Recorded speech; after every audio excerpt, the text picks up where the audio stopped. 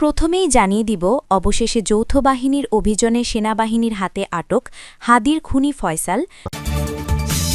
জানিয়ে দিব বাংলাদেশে আসছে ওবায়দুল কাদের, করতে পারেন আত্মসমর্পণ, আওয়ামী লীগকে নিয়ে চাঞ্চল্যকর তথ্য। এতক্ষণ শুনছিলেন সংবাদ শিরোনাম, এখন থাকছে বিস্তারিত। অবশেষে যৌথ বাহিনীর অভিযানে সেনাবাহিনীর হাতে আটক হয়েছেন হাদির হত্যা মামলার আলোচিত সন্দেহভাজন ফয়সাল করিম মাসুদ। ঢাকার রাজনৈতিক অঙ্গনে আলোচিত ওসমান হাদিকে গুলি করে হত্যার পর দীর্ঘ সময় ধরে যিনি নানা গুঞ্জন, জল্পনা ও আলোচনার কেন্দ্রবিন্দুতে ছিলেন, সেই ফয়সালের গ্রেফতারের খবর ছড়িয়ে পড়তেই দেশজুড়ে সৃষ্টি হয় তীব্র কৌতূহল ও আলোড়ন। যদিও কর্তৃপক্ষ স্পষ্ট করে জানিয়েছে যে এই গ্রেফতার কোনো আকস্মিক বা সাধারণ অভিযানের ফল নয়, বরং এটি ছিল দীর্ঘদিনের পরিকল্পনা, ঝুঁকিপূর্ণ সিদ্ধান্ত এবং সূক্ষ্ম কৌশলের সমন্বয়ে পরিচালিত একটি যৌথ নিরাপত্তা অভিযান, যার নেতৃত্বে ছিল বাংলাদেশ সেনাবাহিনী।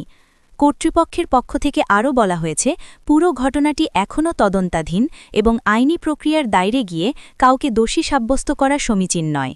তবুও অভিযানের ধরন, প্রস্তুতি ও বাস্তবায়ন নিয়ে জনমনে নানা প্রশ্ন ও আগ্রহ তৈরি হয়েছে। কিভাবে এতদিন আত্মগোপনে থাকা একজন সন্দেহভাজনকে শনাক্ত করা হলো, কিভাবে সংঘর্ষ এড়িয়ে তাকে গ্রেফতার করা সম্ভব হল, এসব বিষয় নিয়ে আলোচনা চলছে সর্বত্র।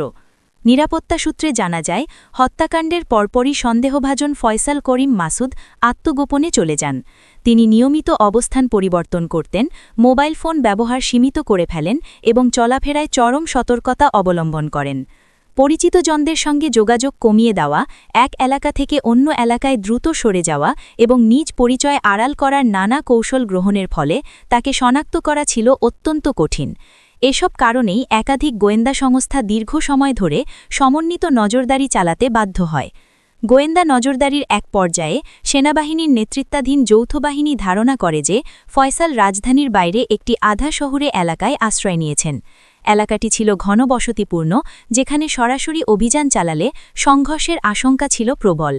এমন পরিস্থিতিতে দ্রুত ও দৃশ্যমান শক্তি প্রদর্শনের পরিবর্তে সেনাবাহিনী কৌশলগত সিদ্ধান্ত নেয় যেন কোনো সাধারণ অভিযান নয়, বরং নিখুঁত পরিকল্পনার মাধ্যমে তাকে আটক করা যায় এবং এতে সাধারণ মানুষের জানমালের কোনো ক্ষতি না হয়।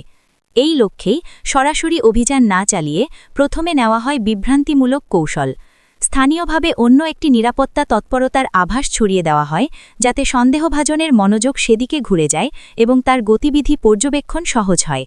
একই সঙ্গে সাদা পোশাকে একটি বিশেষ দল আশপাশের এলাকায় সাধারণ মানুষের মতো অবস্থান নেয়। তারা স্থানীয় পরিবেশের সঙ্গে মিশে গিয়ে ধীরে ধীরে সন্দেহভাজনের চলাচল, সময়সূচি ও অভ্যাস সম্পর্কে তথ্য সংগ্রহ করতে থাকে। কয়েকদিনের নিবিড় পর্যবেক্ষণের পর নিশ্চিত হওয়া যায় যে ফয়সাল একটি নির্দিষ্ট স্থানে নিয়মিত আসা যাওয়া করছেন, তবে প্রতিবারই তিনি নিজের নিরাপত্তা নিয়ে অত্যন্ত সতর্ক থাকতেন এবং কোনো অস্বাভাবিক পরিস্থিতি টের পেলে দ্রুত স্থান পরিবর্তন করতেন। এই কারণে অভিযানের সময় নির্বাচন ছিল সবচেয়ে গুরুত্বপূর্ণ ও ঝুঁকিপূর্ণ সিদ্ধান্ত। সামান্য ভুল হলে পুরো পরিকল্পনা ভেস্তে যেতে পারত এবং অনাকাঙ্ক্ষিত সংঘর্ষের আশঙ্কাও তৈরি হতে পারত। অবশেষে নির্ধারিত দিনে ভোররাতে সেনাবাহিনীর বিশেষ ইউনিট নীরবে এলাকাটি ঘিরে ফেলে। তবে প্রচলিত অভিযানের মতো কোনো উচ্চ শব্দ, নাটকীয় প্রবেশ বা শক্তি প্রদর্শনের পথে না গিয়ে তারা প্রয়োগ করে এক মনস্তাত্ত্বিক কৌশল। সন্দেহভাজনের সঙ্গে যোগাযোগ রয়েছে এমন একজন পরিচিত ব্যক্তির মাধ্যমে একটি নিরীহ সাক্ষাতের প্রস্তাব দেওয়া হয়। ধারণা করা হয় ফয়সাল এই প্রস্তাবকে ঝুঁকিমুক্ত মনে করেন এবং নির্ধারিত স্থানে উপস্থিত হন। সেই সাক্ষাতের স্থানেই আগে থেকে তৈরি করা হয় শক্ত নিরাপত্তা বলয়। চারপাশে অবস্থান নেয় প্রশিক্ষিত সদস্যরা, তবে এমনভাবে যাতে আশপাশের সাধারণ মানুষ বা স্থাপনার কোনো ক্ষতি না হয় এবং এলাকায় আতঙ্ক সৃষ্টি না হয়। সঠিক মুহূর্তে কোনো প্রতিরোধ বা সংঘর্ষ ছাড়াই ফয়সাল করিম মাসুদকে আটক করা হয়। পুরো অভিযানটি সম্পন্ন হয় অত্যন্ত দ্রুত ও নিখুঁতভাবে, যা নিরাপত্তা বাহিনীর পেশাদারিত্বেরই একটি দৃষ্টান্ত হিসেবে বিবেচিত হচ্ছে। গ্রেফতারের পর তাকে আইন শৃঙ্খলা রক্ষাকারী বাহিনীর হেফাজতে নেওয়া হয় এবং পরবর্তী আইনি প্রক্রিয়া শুরু করা হয়। সংশ্লিষ্ট কর্তৃপক্ষ জানিয়েছে, তদন্ত শেষ না হওয়া পর্যন্ত কোনো চূড়ান্ত মন্তব্য করা হবে না এবং আইনের চোখে প্রত্যেকেই নির্দোষ যতক্ষণ না আদালতে তার দোষ প্রমাণিত হয়। তবে এই ঘটনায় একটি বিষয় স্পষ্ট, এই অভিযান শুধু একজন সন্দেহভাজনকে আটক করার মধ্যেই সীমাবদ্ধ নয়, বরং এটি দেখিয়েছে যে সমন্বিত পরিকল্পনা, ধৈর্য ও কৌশল প্রয়োগের মাধ্যমে কিভাবে ঝুঁকিপূর্ণ পরিস্থিতিতেও সংঘর্ষ এড়িয়ে লক্ষ্য অর্জন করা সম্ভব। জনমনে এই অভিযান নিয়ে যত কৌতূহলী থাকুক না কেন, শেষ পর্যন্ত সবাই তাকিয়ে আছে আইনি প্রক্রিয়ার দিকে, যেখানে সত্য উদ্ঘাটিত হবে এবং ন্যায় বিচার প্রতিষ্ঠিত হবে, এই প্রত্যাশাই এখন সবার। বাংলাদেশের রাজনৈতিক অঙ্গনে নতুন করে চাঞ্চল্য সৃষ্টি করেছে আওয়ামী লীগের সাধারণ সম্পাদক ও সড়ক পরিবহন ও সেতুমন্ত্রী ওবায়দুল কাদেরকে ঘিরে সাম্প্রতিক আলোচনা। রাজনৈতিক অঙ্গনে গুঞ্জন উঠেছে তিনি শিগগিরই দেশে ফিরতে পারেন এবং দেশে ফিরে আত্মসমর্পণের মতো একটি সিদ্ধান্ত নিতে পারেন। এমন সম্ভাবনা নিয়েই চলছে তীব্র আলোচনা। যদিও এখন পর্যন্ত এ বিষয়ে কোনো আনুষ্ঠানিক ঘোষণা বা নিশ্চিত তথ্য প্রকাশ পায়নি, তবুও নানা মহলের বক্তব্য, বিশ্লেষণ ও রাজনৈতিক বাস্তবতা এই ইস্যুকে কেন্দ্র করে আগ্রহ আরও বাড়িয়ে তুলেছে। রাজনৈতিক বিশ্লেষকদের মতে ওবায়দুল কাদেরের ভূমিকা শুধু একজন নেতা হিসেবে নয়, বরং সাম্প্রতিক বছরগুলোতে আওয়ামী লীগের নীতি নির্ধারণী অবস্থান, দলীয় কৌশল এবং সরকার বিরোধী সম্পর্ক ব্যবস্থাপনায় তিনি ছিলেন অন্যতম গুরুত্বপূর্ণ মুখ। ফলে তার সম্ভাব্য দেশে ফেরা বা আত্মসমর্পণের মতো সিদ্ধান্ত রাজনৈতিকভাবে বড় প্রভাব ফেলতে পারে। বিশেষ করে এমন এক সময়ে এই আলোচনা সামনে এসেছে যখন দেশে রাজনৈতিক উত্তেজনা, মামলা সংক্রান্ত জটিলতা এবং ক্ষমতার ভারসাম্য নিয়ে নানা প্রশ্ন উঠছে।